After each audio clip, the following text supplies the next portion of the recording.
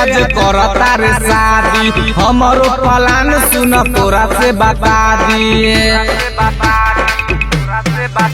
अरे तोर दिले आज करता रे शादी हमारो प्लान सुन तोरा से बता दिए।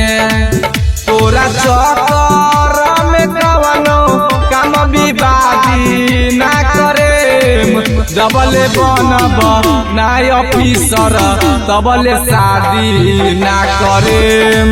जबले बनब ना ऑफिसर तबले शादी ना करेम।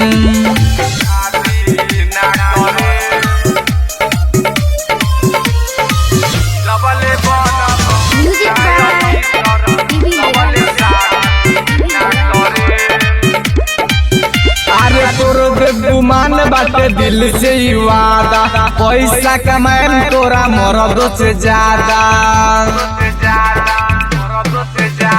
लाल बत्ती लेके जब निकले बहरिया हमारो पे कबेर डली है नजरिया।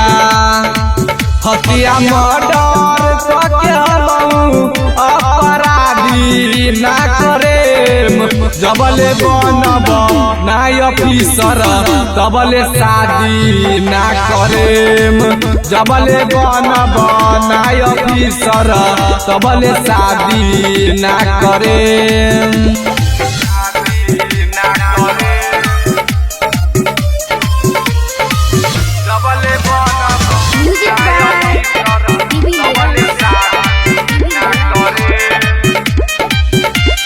तोरा के दिखाई देब खुद के बदल के पासा मोरा ओई बेटे अपने से चल के।